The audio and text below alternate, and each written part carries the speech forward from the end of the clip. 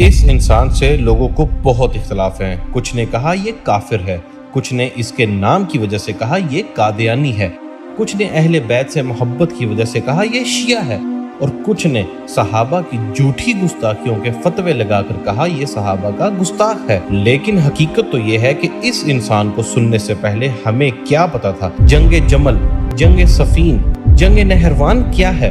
ہمیں کیا پتا تھا مولا علی صرف شیعوں کے مولا نہیں بلکہ پوری امت کے مولا ہیں؟ ہمیں یہ تو پتا تھا کہ حضرت عمار کے ماں باپ کا قاتل ابو جہل ہے، لیکن ہمیں کیا پتا تھا کہ حضرت عمار کا قاتل کون ہے؟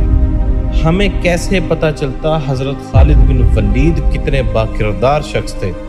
ہمیں کیا پتا تھا ابو ذر غفاری، ابو بصیر، عمر بن عاص، حذیفہ ابن یمان، ابو عبیدہ ابن جراح، ابو دردہ اور زید ابن ارقم کون تھے؟ اس سے پہلے کس نے ہمیں یہ باتیں بتائیں؟ اور بھائی ایک یوٹیوب پہ بیٹھے میرے جیسے شخص کو کب پتا تھا کہ بخاری، مسلم، ابو داؤد، ترمذی، نسائی اور ابن ماجہ یہ حدیثوں کی کتابوں کے نام ہیں؟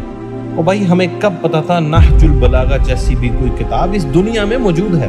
اور آج اگر اس انسان کو سننے کے بعد ہم جیسے لوگ بھی جو نہ مدرسوں سے پڑھے، نہ کبھی جماعتوں کے ساتھ گئے، نہ کبھی کسی دینی مرکز میں گئے، پھر بھی دین کا ایسا علم رکھتے ہیں کہ ہمیں قرآن، حدیث، سیرت اور اصحاب کی زندگیوں کا کافی حد تک پتہ ہے، یہ کس نے کیا؟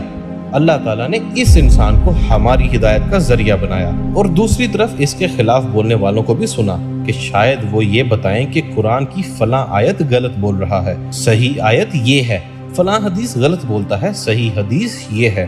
ہمیں لگا مولوی یہ بتائیں گے، لیکن اس کے خلاف کیا دلیل دی گئی سن لو۔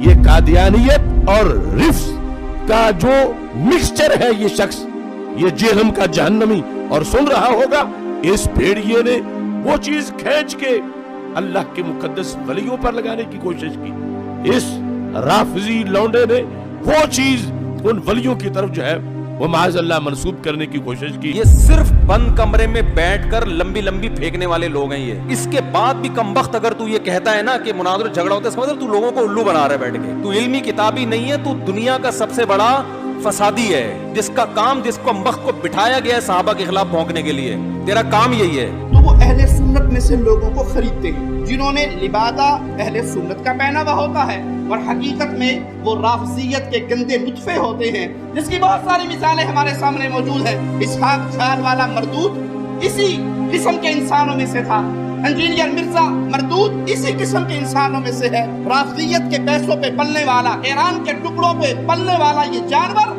صحابہ کے بارے میں اپنی زبان گندی دراز کرتا ہے، اور حقیقت میں اس کا من پلید ہے، اس کے ماننے والے اس سے بڑے پلید ہیں۔ آج جہلم کا ایک زبردست قسم کا رسوائے زمانہ انسان اور مرزا علی الجہلمی، کئی سوال ایسے ہیں جن کا جواب باقی ہے۔ تو ابن تیمیہ کی کیا بات کرتا ہے، کہاں پہ راجہ بھوج، کہاں پہ گنگو تیلی؟ حضرات اکرام، کیا ہے تیری حیثیت، کیا ہے تیرا مقام اور منصب، تیرا مرتبہ کیا ہے؟ ہر ابن تیمیہ سے محبت کرنے والا اور تیرے تو پہلو بھی ایک ذکر نہ لائق آیا سی جسانیاں انہوں مکا چھڑیا تیرنا تو بھی نہیں مالا نہیں گالے تو کریں گا کی اوہ ابا لبیا کرو جیڑے دیتے لب جانا تیرے مسئلہ حل ہو جانا تیرے ابا ہی نہیں لبن